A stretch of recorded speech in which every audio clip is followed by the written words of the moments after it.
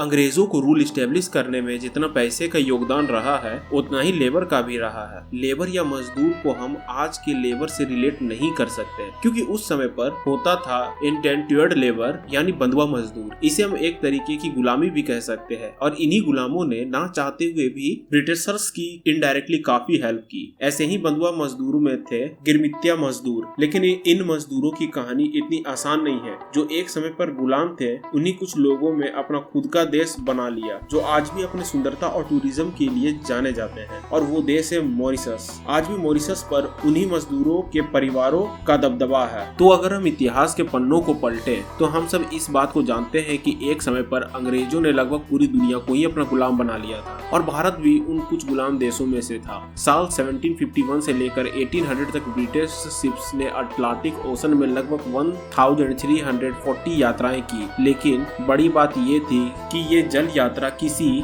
वार या फिर घूमने के लिए नहीं थी, बल्कि ये थी बिजनेस पर्पस के लिए, और ये बिजनेस था इंसानों का यानी ह्यूमन ट्रेडिंग का। अब चूंकि ब्रिटिश अमीर हो रहे थे तो उनकी डिमांड भी बढ़ रही थी और लाइफ स्टाइल भी। उनको चाय और कॉफी का काफी शौक हो गया, जिससे चाय कॉफी के साथ साथ चीनी का भी डिमांड बढ़ी और चीनी का मेनली प्रोडक्शन होता था क्यूबा में। क्योंकि ब्रिटिशर्स सबका लीडर खुद को समझते थे तो वो ब्लैक और ब्राउन लोग से काम करवाने ज्यादा अच्छा समझते थे। लेकिन 1800 के आसपास ब्रिटेन में स्लेव ट्रेडिंग के खिलाफ प्रोटेस्ट होने लगा और 1807 में एक एक्ट पास किया गया जिसके अकॉर्डिंग जो भी शिप अब स्लेव ट्रेड नहीं कर सकती थी। और रॉयल नेवी पेट्रोलिंग करती रहती थी। अगर कोई शिप पकड़ा गया स्लेव को ले जाते तो उनसे 100 पाउंड पर स्लेव फाइन भरना होता था, जो कि उस समय में काफी बड़ी अमाउंट थी। लेकिन इसी ट्रेड पर ज्यादा फर्क तो नहीं पड़ा, लेकिन गुलामों की जिंदगी और खराब हो गई। फाइन के चलते अब गुलामों को छुपा कर ले जाया जाता था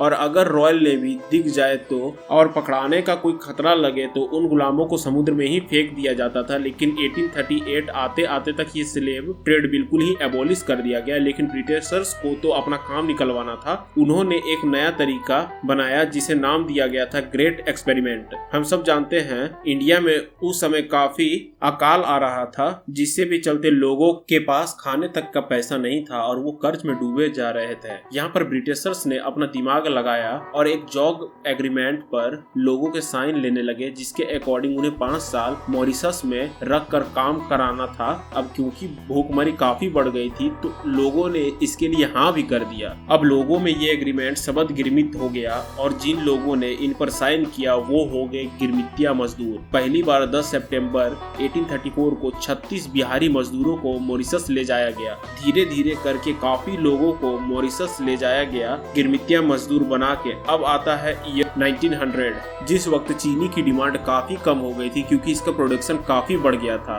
जब 1917 में लॉ पास हुआ तब इन मजदूरों को वापस जाने की अनुमति मिली, लेकिन तब तक काफी देर हो चुकी थी। कई मजदूर का कई पीढ़ी यहाँ जन्म ले चुकी थी और ये यही रुक गए और जमीन वगैरह लेकर सेटल हो गए। और ऐसे ही बना था देश मॉरिशस, जहाँ के ज्यादातर लोग भारत मूल निवासी थे। अगर आपको ये वीडियो अच्छा लगा तो please like and share this video. इसी तरह के इंटरेस्टिंग फैक्ट और स्टोरी जानने के लिए सब्सक्राइब टू आवर चैनल हम सब जानते हैं।